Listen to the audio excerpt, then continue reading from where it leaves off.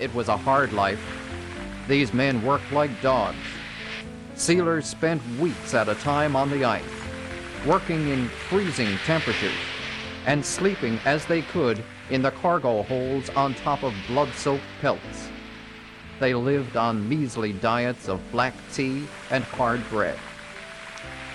A bunch of men would get dropped off on the ice near a patch of seals to be picked up later by the vessel. But sudden storms could leave men stranded to freeze to death. One storm took 48 men, another nearly 80. In return for his efforts, the fisherman got a share of the catch, after expenses, of course. If the catch was small, he'd get nothing. But that was a chance he gladly took, for these men were always optimistic, even thankful for the chance to earn real cash.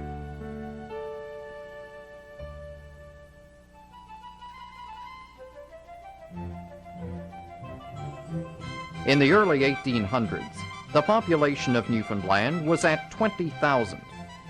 Europe was now at war, leaving shortages in the world's fish supply. Newfoundland eagerly helped fill the void. With fish prices soaring, the country enjoyed one of her most prosperous times. This prosperity attracted new settlers, and the population exploded. St. John's is changing from a fishing community to a large commercial town. Governor Keats, 1813. Commercial it was. St. John's was a merchant's town. They ran everything. The cod fishery, the seal hunt, shipping lines. These people lived in mansions. Their children were educated by private tutors. They lived in luxury. Meanwhile, the masses continued in poverty. In fact, in the 200 years since the first settlement, the lives of fishermen in small outport communities had barely changed.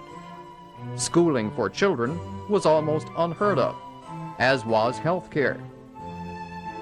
And though a Supreme Court had been established in St. John's in 1792, fishing admirals still reigned in outport communities, and fishermen were often whipped for trivial offenses. As the population continued to grow, discontentment grew with it. People demanded reform. Most vocal was a Scottish doctor by the name of William Carson. Carson had arrived in Newfoundland in 1808. Seeing the terrible inequalities between rich and poor, he began to push for social justice. He believed that the only way a fair administration could be achieved was to abolish the fishing admiral system in favor of a resident governor, one elected by the people. The merchants called him libelous, but for 20 years, Carson continued the fight. He used the newspaper to publicize acts of repression and injustice. He pushed for schools, hospitals, roads, and land for agriculture, and most of all, for a representative system of government. Finally, in 1832, William Carson achieved his dream. And for the first time, Newfoundland, now with 60,000 residents, was a self-governing nation.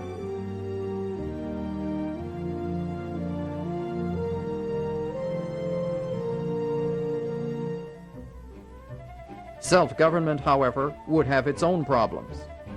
The religious divide that had been part of Newfoundland culture from the very beginning would now rear its head in the political arena.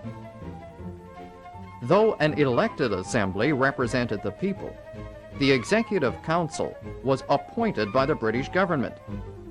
This meant that Catholics would get little say in governing the nation. But by 1855, when full responsible government was granted, nearly half the population was Catholic.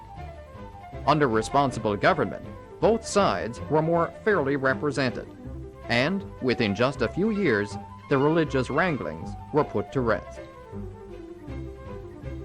And so Newfoundland now seemed ready to address other concerns.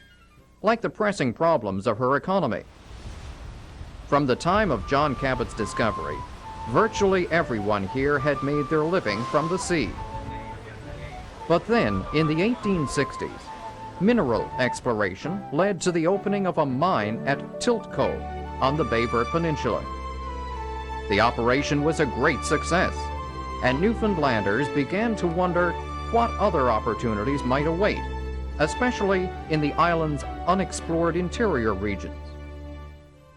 What was becoming clear to people was that the economy, which was completely based on fish and on seals, was not able to generate enough wealth for people to live well and to live decently. And there was a very heavy demands on the government for poor relief and things of this kind.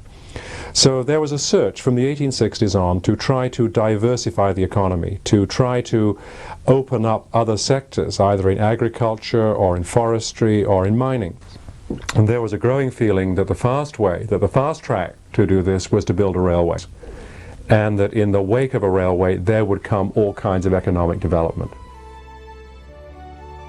So, in 1890, a Scottish railway and bridge builder by the name of Robert Gillespie Reid was awarded a contract to build a railway through the interior of the island. Initially, it was suggested that the rail should terminate on the west coast. But when French fishermen resisted the idea, saying it would interfere with their formal fishing rights, it was decided that the line would continue through to Port aux Basques. Reid offered workers $1 for a 10-hour day. Newfoundlanders jumped at the opportunity, and in no time, Reid had 1,500 fishermen put to work. The task involved countless man-hours of back-breaking labor over a 340-mile trail of uncharted landscape. But Reid would not be disappointed by his Newfoundland laborers. These men are the best railway workers I have ever seen. R.G. Reid, 1890s. A hard life in the fishery had well prepared these men for the task at hand. They spent months along the trail, working relentlessly, sleeping in tar paper shacks. When equipment was scarce, they showed up for work with their own garden spades. Their diligence paid off on June 29, 1898, when the Newfie Bullet, as she'd come to be known, made her first passenger run from St. John's to Port aux Basques. The journey took 28 hours.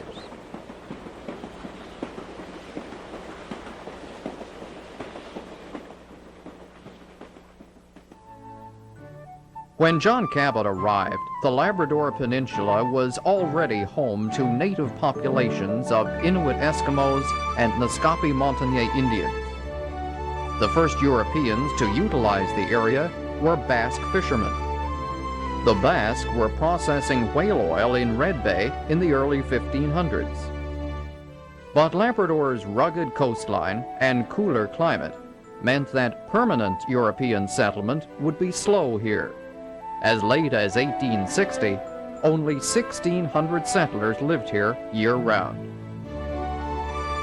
It was during the summer months, when space in Newfoundland harbors became limited, that activity in Labrador intensified. That's when as many as 30,000 fishermen converged along the southern coast here.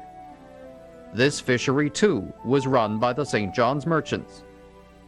Since the fishery was seasonal, and the year-round population here small, no attempt was made to provide medical, educational, or other types of services. Then, in 1892, an English doctor by the name of Wilfred Thomason Grenfell sailed along the Labrador coast. As a member of the National Mission for Deep-Sea Fishermen, his role was to observe and to report on the living conditions of those involved in the Labrador fishery.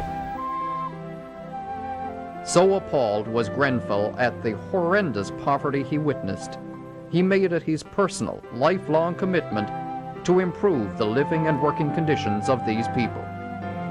Grenfell settled in Labrador, and before long had established 2 hospitals, one at Battle Harbor and the other further north at Indian Harbor.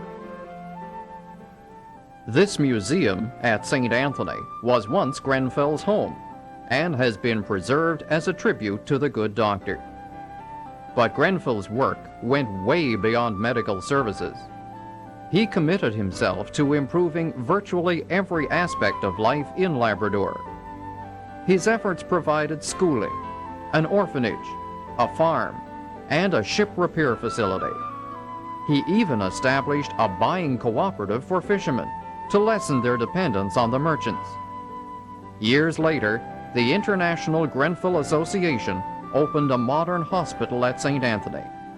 After Grenfell's death, the association continued his work, and the man who was a hero to these northern people would never be forgotten.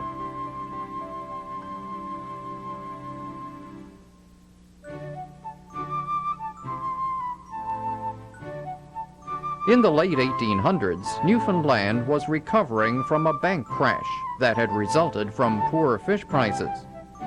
But as the country rounded the corner into the 20th century, things were looking up, and hope was in the air for its 220,000 residents.